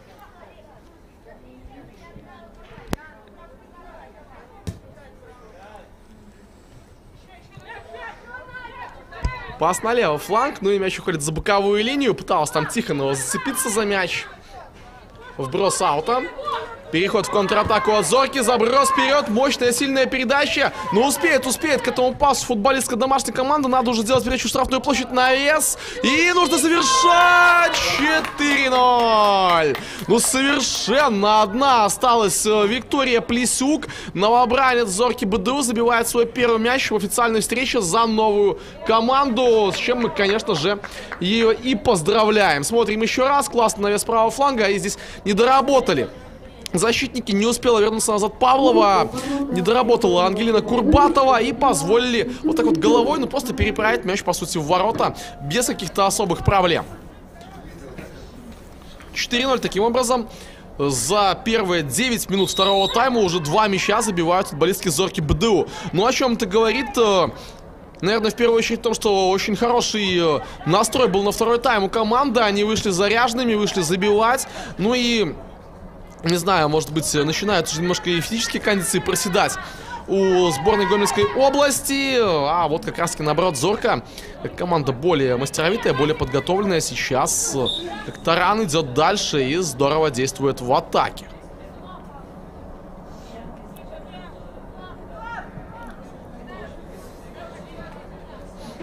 Штрафной удар. Было нарушение правил. Ждем заброса вперед. Передача продольная по бровке. Ну и выбивает мяч футболистка Зорки БДУ в аут.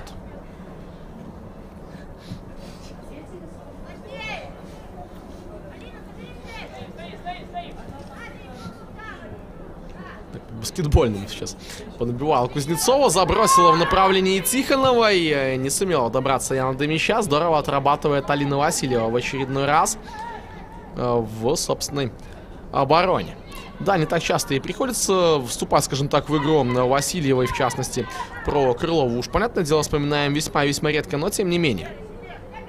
Если есть какие-то моменты, то оборона Зорки пока действует очень-очень грамотно. Заброс вперед позволяет Неберова сыграть свои одноклубницы, выбить мяч за боковую линию.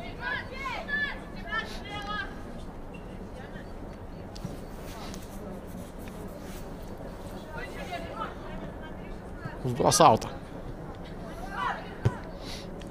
Передачу штрафную не проходит. Пас, аккуратный прием. Но вот поосторожнее нужно действовать. Доигрывать момент. Рай бьет поворотом справа и принимает на себя мяч Шило. И будет еще один угловой с правого фланга.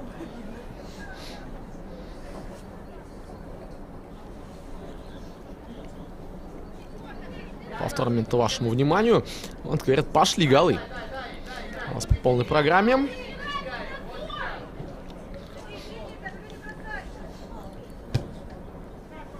Заброс, штрафной удар головой. Здорово действует в обороне Анна Орланова. Выбивается мяч на дальнюю от нас бровку.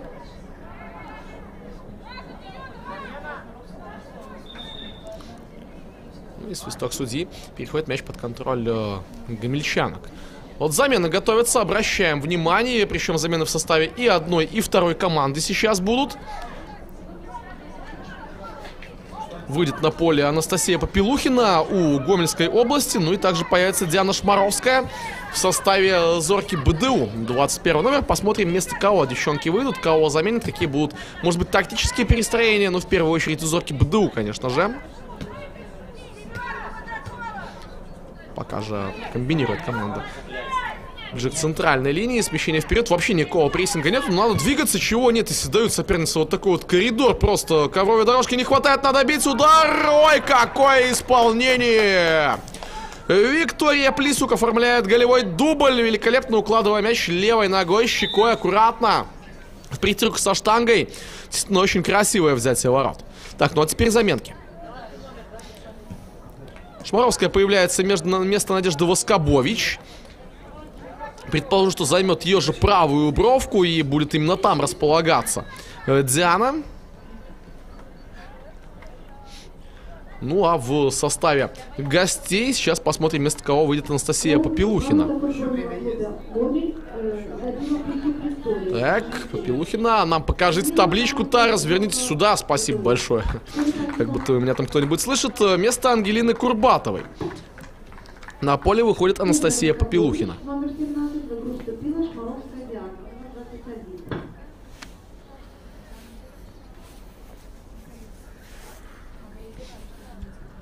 Ну и розыгрыш из центрального круга очередной.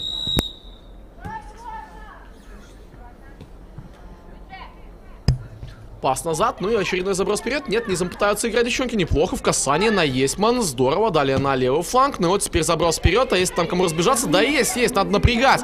Надо в прессинг идти. И здорово корпусом отрабатывает футболистка Зорки БДУ. Ну а мы смотрим еще раз повтор мяча. Да, здесь махнула, конечно, мимо мяча Орланова, ничего не скажешь, но как мастерски этим воспользовалась Плисюк. Очень красивое взятие. В целом голы сегодня очень симпатичные получаются. Прямой с углового. Отличный гол от Яны Рай. Сейчас здорово было разыграно именно в завершении. Техничный удар в левый от бьющего угол.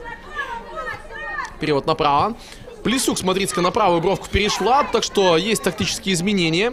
Я предположу, что сейчас на дальний фланг пойдет, получается, Шмаровская. А Плисюк будет играть теперь уже справа, поближе к нам. Прострел низом. Отбиваются футболистки Гомельской области. 5-0, действительно, пошли голы. Пока не скажу, что прям уж гомельчанки посыпались, но действительно голы пошли по полной программе. Посередину можно пробить с дальней дистанции. Нет, смещение. Хороший отбор. Здорово Тихонова действует в обороне. Можно пробить. Выстрел с дальней дистанции. Блок добивания. И 6-0. Но словно из рога изобилия у нас посыпались голы. Вот и взятие ворот очередное. Ну и это как раз-таки вышедшая на замену Диана Шмаровская. Смотрим еще раз повтор момента. Ну вот опять немножко неудачно от Орланова. Мяч на этот раз отскакивает. Удар в ближний угол. Не успевает Гаврук. 6-0. Пошли мячи. Один за одним. Сколько там Шмаровской понадобилось? Несколько минут после выхода на поле. И, пожалуйста, первый момент. Чуть ли не первое касание. Не первое, да, там было до этого атака. Через левый фланг. Но, тем не менее, первый удар ее поворотом. И сразу же забитый мяч. Васильева назад. Атуви сейчас на позиции либера. Чуть ли не осталась на позиции последнего защитника. Хотя помню, что в первом тайме она в опорной зоне находилась. Заброс. Классная игра в обороне. Но надо дальше поработать в том числе Бодраковой. Проигрывает на борьбу Плесюк. Ставит Плесюк корпус и будет аут. Но сразу можно через Кашинскую. Да, так и есть. Кашинская под левую убирает. Отдает передачу в середину поля. Здесь уже Жиголка. Лилия налево разворачивает. Кашинская. Прием мяча. Ну и нужно под прессингом снова разворачиваться и отдавать назад. Вот просит про на БФФ 19 рассказать. Пока, к сожалению, большого количества информации у меня нету про этот коллектив. Я думаю, что удар нашего чемпионата. Завтра, 19 числа, состоится один матч. Витебск примет чемпиона Беларуси, команду Динамо БГУ-ФК. Эта встреча состоится в 16:00. Ну а вот послезавтра, уже в воскресенье, два матча. Минск примет Брестское Динамо. Ну и как раз таки АБФФ Ю-19 сыграет с Бобруйчанкой. Вот очень интересная афиша именно на АБФФ Ю-19 и Бобруйчанку. Ну и да, я также бы, конечно, отметил матч Днепра и Сморгони. Все-таки Сморгони все еще является такой темной лошадкой. И очень интересно будет посмотреть, как новоиспеченный, можем даже сказать, коллектив проявит себя уже в официальном матче против того же Могилевского Днепра. Кашинская. В середину. Удар с дальней дистанции. Выше перекладины проходит мяч. Так, замена слышим мы. Это здорово. Давайте смотреть, кто вместо кого у нас появится. Выходит второй номер в составе Гомельской области. Вместо Валерии Бодраковой появляется Валерия Селицкая. Вот такая вот рокировка двух Валерий на поле.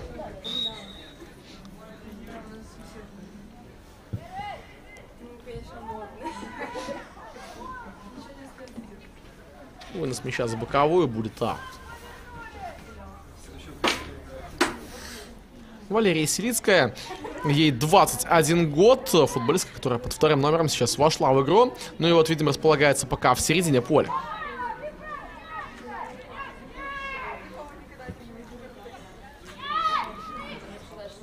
Атака от Гомельской области. Попытка обыгрыша. Неплохое движение. Пас вперед выполняет Есман.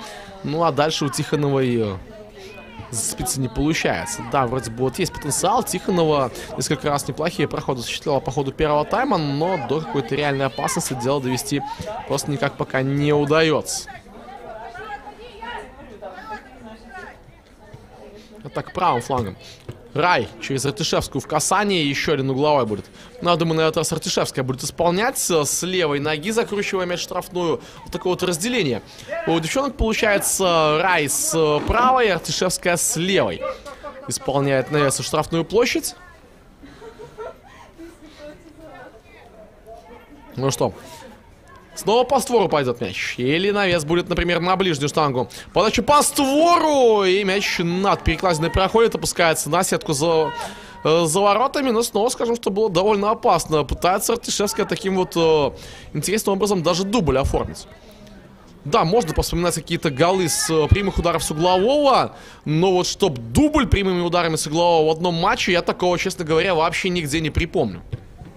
Ну и у нас пока тоже такого уникального случая не произошло. Мяч прошел немного выше перекладины.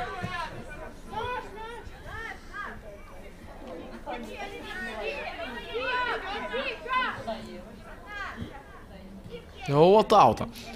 Плесюк назад на Васильеву играет. Можно налево сыграть. Есть передача на левую бровку.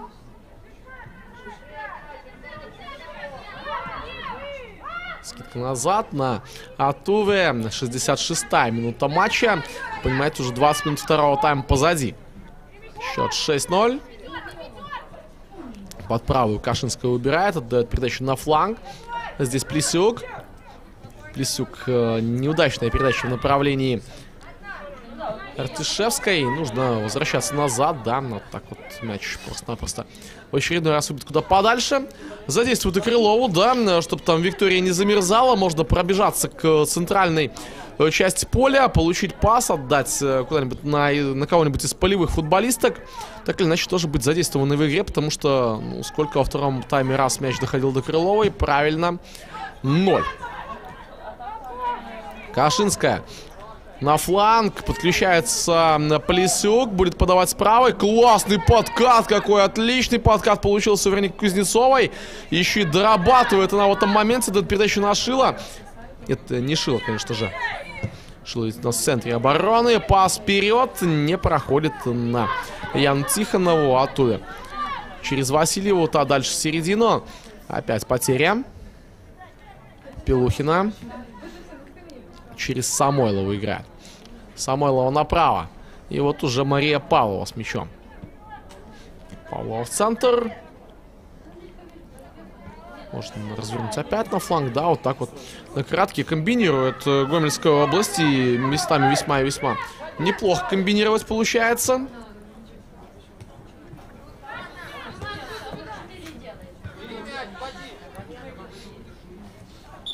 Повтор предыдущего момента показывают. Классный подкат, ведь четко в мяч, не в ноги еще. И сохранить его удалось. Ох.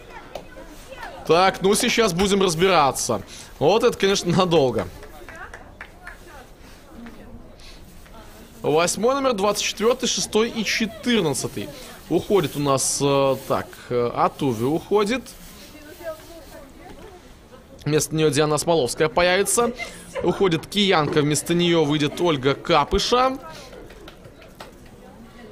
Также Лилия Жиголка покидает поле. Вместо нее выходит 24 номер Анастасия Лобашова. Ну и последняя замена, вместо кого у нас появится? Татьяна Шерешовец. Вместо кого Шерешовец появится?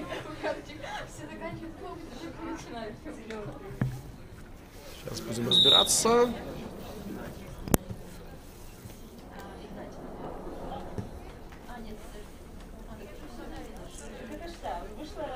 Ладненько, разберемся. Не показали нам, к сожалению, на четвертую замену. Но, по крайней мере, разобрались со всеми футболистками, которые вышли на газон. Вот такая вот сразу же четверная замена. Мощный десант. Просто треть команды сразу махом на поле. А вот, спасибо. Вместо Яны Артишевской появляется на поле Татьяна Шерешовец. Вот теперь точно со всеми разобрались. Лобашова налево играет. Передача на фланг, можно подавать, но при таком счете, действительно, почему бы и нет, Русецкий может задействовать абсолютно всех футболисток в этом матче, дать игровое время, дать практику.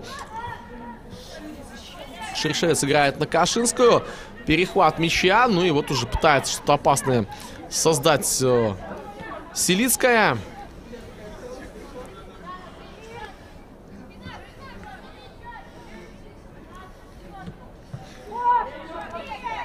Кашинская. Перевод в направлении Плесюк. Подача. Подача не получается. Мяч принимает на себя соперница. Ну и очередной стандарт. Учитывая, что ушла с поля Артишевская, кто у нас будет исполнять теперь корнер? Исполнять его будет вышедшая на замену Ольга Капша. Футболистка молодежной сборной Беларуси. Я об этом уже упоминал сегодня. Подача слева, хороший навес. Но не удалось переправить мяч в ворот Татьяне Шерешовец. Довольно опасно было. 20 минут до окончания основного времени нашего противостояния. Счет 6-0 в пользу Зорки БДУ.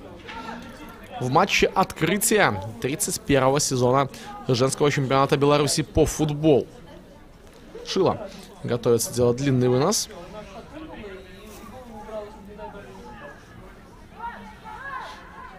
По итогу мяч ходит в аут.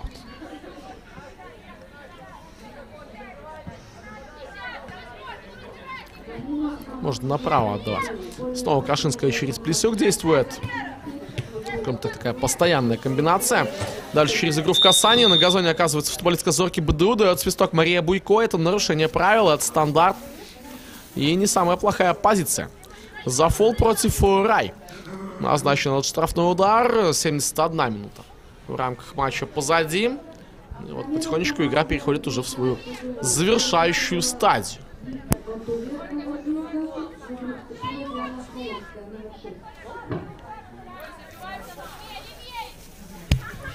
Снова у мяча Ольга Капша. Я думаю, посветит навес по створу ворот. А нет, розыгрыш. Домашняя заготовка, скидка. Далее Плесюк налево. Можно пробивать. Бьет в дальний угол. Но не попадает в створ ворот. Татьяна Ширшаец. Розыгрыш от ворот. Ну и вот обращаю внимание, что уже не Шила, а другая футболистка. Разыгрывает пасом налево. Далее в касании играет Вероника Кузнецова. Ближе к центральной линии. А там уже очередной перехват. Смоловская в центр. Скидка от Лобашовой на левый фланг. Лобашова неплохо в середину. Рай лезет вперед. Пытается двоих соперниц обыграть. Не получается этого сделать. Ну и вот дальше уже Орланова. Чуть ли не случился перехват опасный. Но повезло сейчас. В Гомельской области, по сути, обошлось без какой-то реальной угрозы, реальной опасности.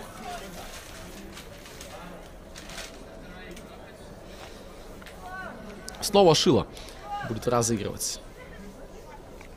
А не Орланова или кто-нибудь еще. Поджимают сразу же футболистские Зорки БДУ. Шила играет вперед. Не удается зацепиться за мяч. Здорово Капша включается. Ну, мяч все-таки остается у Гомельской области. Аут. С ближней от нас бровки зарабатывают гости. Да, где-то уже видно, что силенки не те. И скорость не та. И во втором тайме в целом даже подходов к воротам Крыловой мы не наблюдали. Передача назад. Васильева играет на левый фланг. Получает мяч Анастасия Лобашова. Передача, проход, классный пас линии штрафной. Но тут неудобно бить, нужно разворачиваться. Скидка под удар. Ну и еле-еле долетает до рук Ольги Гаврук, которая забирает его в руки и готовится вводить ближе к центральной линии. Заброс мяча вперед. Хороший прием. Плесюк назад через центр дефа. Диану Осмоловскую, которая вместо Атови, напомню, вышла. Атови во втором тайме сместилась на позицию центрального защитника. Но вот сейчас вместо нее появилась Смоловская. Как раз таки та замена уже была по позиции, можно так сказать. Атака левым флангом, передача назад, просится на штрафную площадь. Передача в штрафную, блок от игрока Гомельской области. Ну и будет угловой, там досталось, кажется, немного Марии Павловой. В моменте с этой подачей приняла она ее на себя.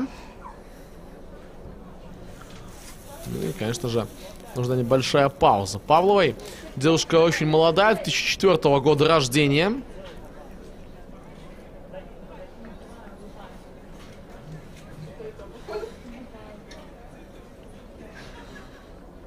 Ну и нужна, похоже, помощь медицинской бригады. Даже так.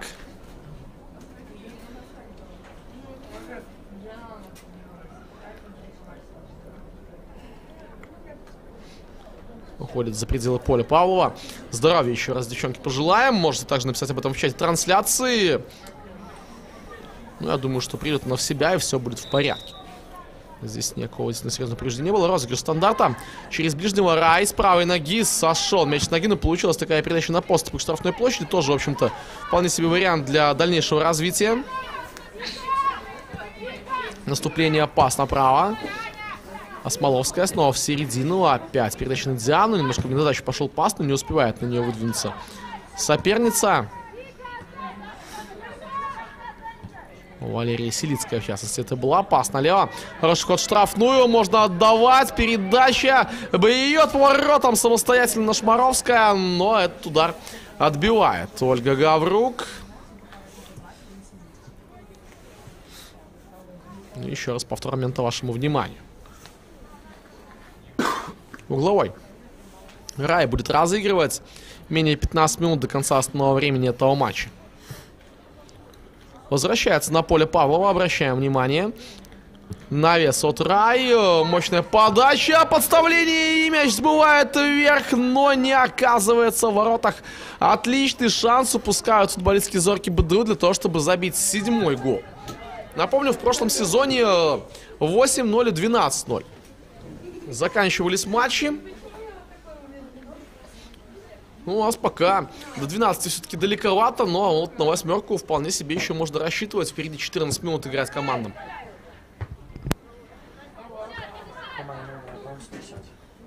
В нашем матче Селицкая, середина.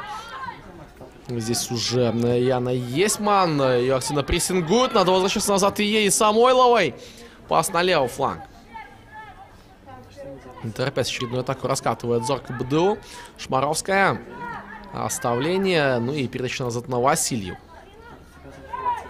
Алина Васильева. Играет через Анну Кашинскую. Кашинская направо. Райвка, Саня, Кашинская. Не удается пойти в обыгрыш и убрать свою соперницу. Вот уже и перехват. Самойлова назад. Налево сразу надо сыграть. Да, вот так и есть. Хорошая передача на Кузнецову. Кузнецова ошибка. Перехват другого 8-го номера. Удар и штанга! Капша пробила с дальней дистанции. Не самым сильным удар получился, но не сумела перестроиться Гаврук под левую, что ли, руку. Долго принимала решение. То ли ногой отбивать мяч, то ли складываться, забирать его в руки и так далее и тому подобное.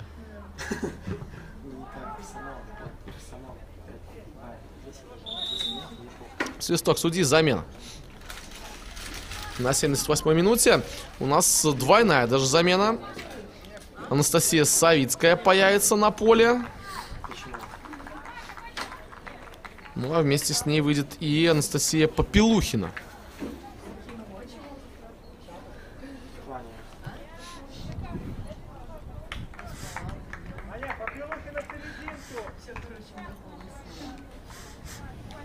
И Татьяна Пружина выйдет. Уходит с поля Неберова. Пилухина в серединку, слышали мы. Подсказку Эдуарда Деменковца.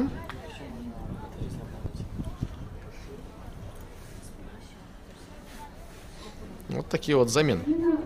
Пилухина перемещается в середину, а высшая из запаса Пружина, видимо, займет ее место.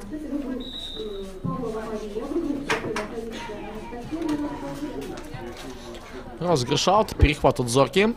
Передача на фланг. Ну и можно назад отдавать, да, на центр дефа, на Смоловскую. Диана направо через Плесюк сыграет. Пока тащит сама вперед. Пас на Рай. Рай, скидка назад. Удерживает дальше мяч Зорка БДУ. Кашинская. Сыграл через Лобашову. То налево. Можно снова на Лобашову сыграть. Получает мяч Анастасия, отдает назад. Ну вот, простой контроль мяча на чужой половине поля. В общем-то, Зорку все, понятное дело, устраивает. Команда плюс 6 ведет за 11 минут до конца матча. Что здесь может не устраивать? По штрафную! И мяч не попадает в ворота. Ну как же так? На самом деле, такие нужно, конечно, реализовывать. Вне зависимости от счета, от соперника, такие моменты надо реализовывать. Надо попадать, по крайней мере, в створ ворот. Ну а вот имеем, что имеем.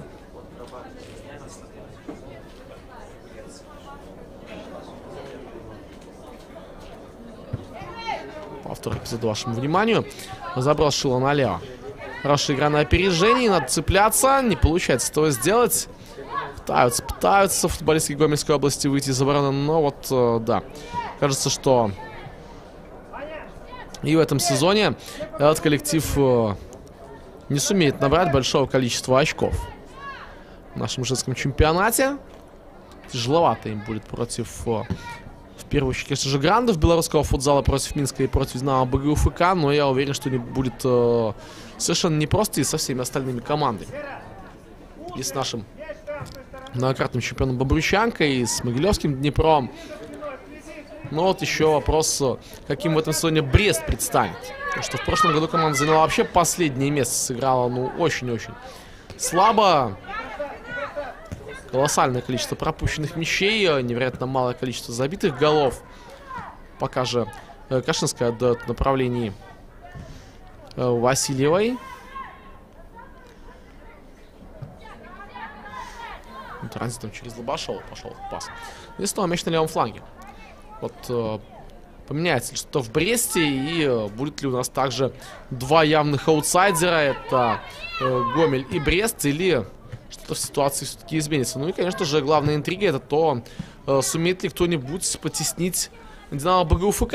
Строна с первой строчки, с чемпионского титула, которых уже два подряд у динамовцев, футболисток команды БГУФК.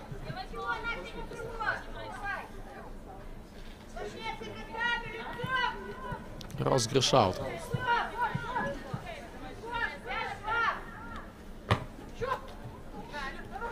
Хороший перехват.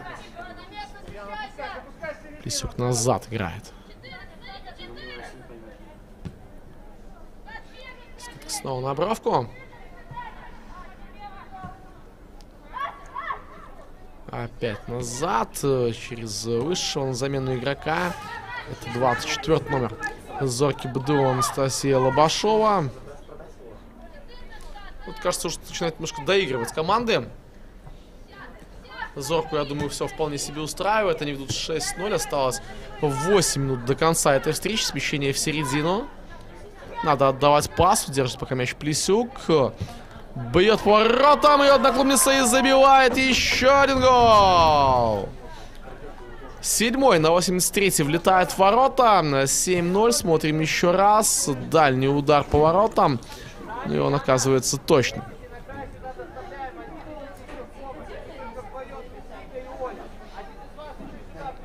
7-0. 83-я минута идет в нашем матче.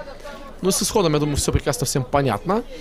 Ну и, опять же, главная интрига, да, это сумеет ли, наверное, Гомель хоть раз отличиться. Ну и в том числе интрига, сколько забьет голов еще Зорка.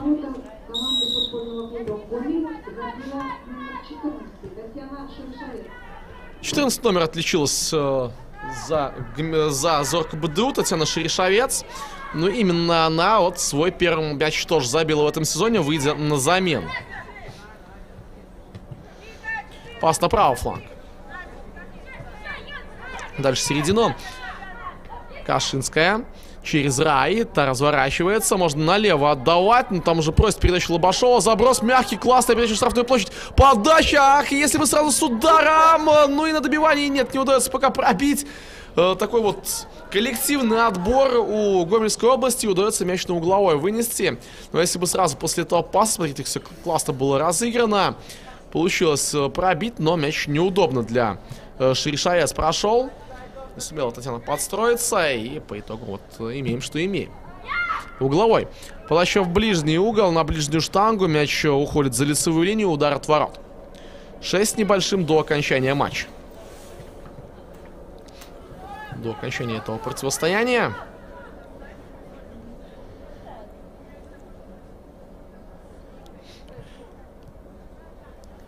Так, ребят, если кому-то по поводу качества съемки там пишут, что очень плохое, нет, оно не очень плохое. Проверяйте настройки на ютубе, жмите на шестереночку, выставляйте максимальное качество, и вполне себе неплохая у нас съемка сегодня с женского чемпионата, с женской лиги.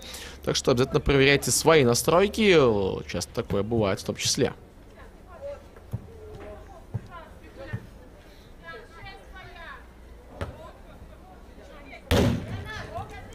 И мяч приземляется аккуратно на скамейку запасных, на ее крышу. Что же касаемо календаря следующих матчей, давайте, конечно же, и об этом обязательно с вами побеседуем. У нас пока был только была жеребьевка первого тура.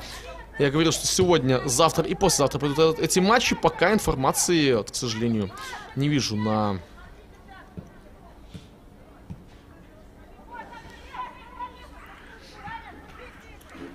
Второй тур.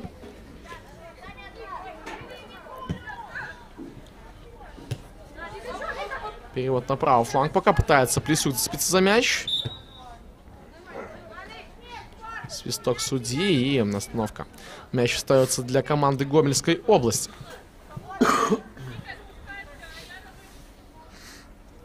Заброс вперед.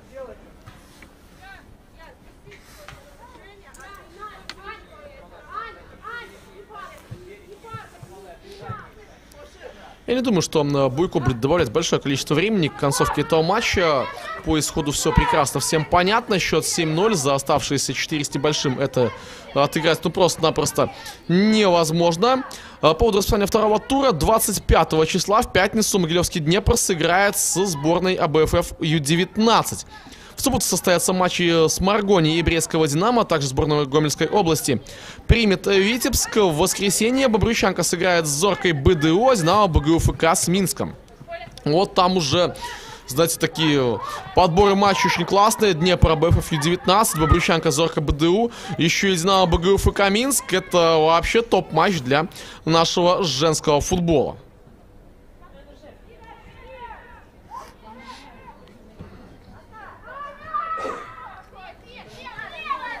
Снова тур будет на 3 дня. Раскинут, но, в общем-то, и неплохо. В пятницу вполне себе можно побыть на нашей трансляции, последить за противостоянием того или иного коллектива в рамках женской лиги. Еще один угловой зарабатывает Зорка БДУ уже в концовке матча на 87-й минуте. Готовится навес с левой ноги. Капыша, подача на ближнюю. Ну как же мяч так проходить? Он не должен так проходить. Попелухина не очень аккуратно действовала. Еще раз повтор момента. Действительно, не лучшая игра. И повезло еще, что в середине никого не было. Да и одноклубница сориентировалась. Еще один навес. Подбор нужно бить. Удар очень высоко. Мощно, плотно, вопросов 0, но высоко проходит мяч. После этого выстрела розыгрыш от ворот.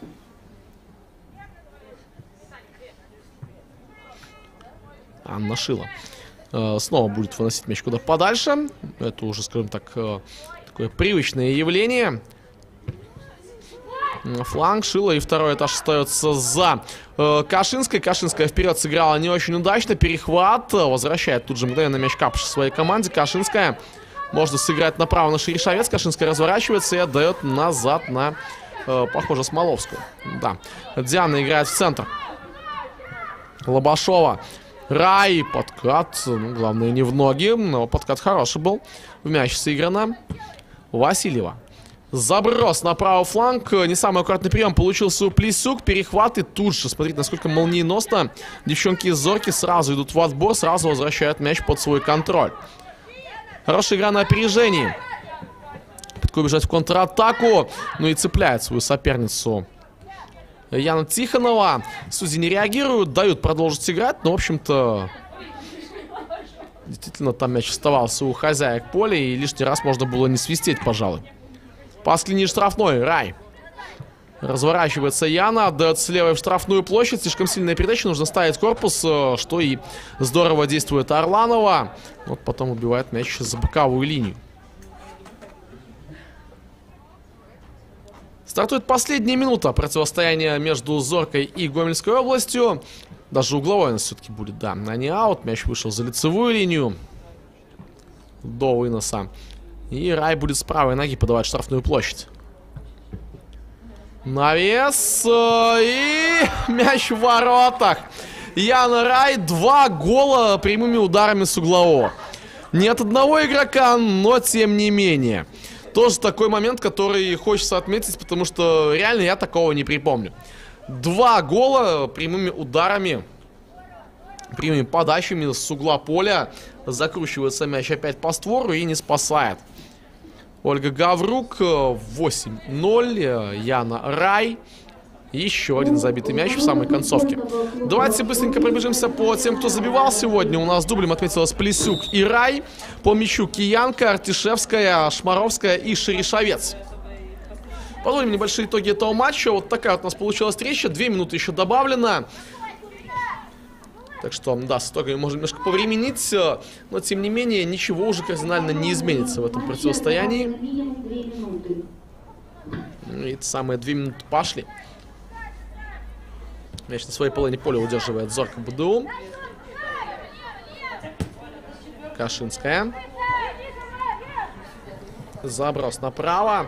Неплохой выход к лицевой. Передача низом под удар. Выстрел в касание. Классный удар. И 9-й влетает. Еще одно взятие ворот. Смотрим повтор того, как Шеришавец оформляет дубль. Футболистка вышедшая на замену. Также второй мяч записывает в свой актив.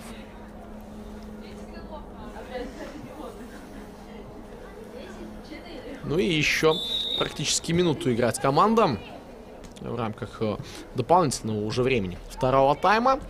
Счет 9-0.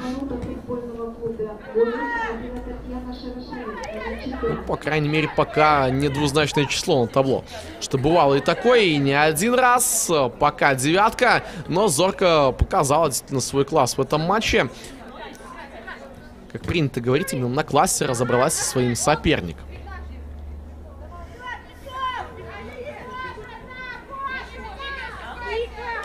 Розыгрыш аута.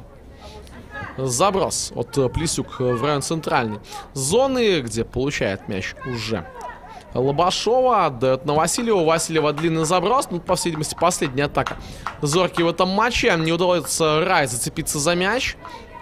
Ну, там ускоряется и Диана Шмаровская. Добирается до мяча у боковой линии. Рай в обыгрыш. Можно на Шеришавец давать. Все, свисток судьи. Ну что ж, друзья, подводим итоги. Дан старт женской лиги чемпионата Беларуси нового сезона. Первый матч прошел. 9-0. Зорка БДУ увереннейшим образом разбирается с Гомельской областью. Спасибо большое всем, кто был с нами на трансляции. Друзья, подписывайтесь обязательнейшим образом на YouTube-канал ВФ Беларусь, Women Football. Следите за женским чемпионатом вместе с нами. Ставьте лайки этому эфиру, если вам понравилась наша работа. Пишите свое мнение по игре.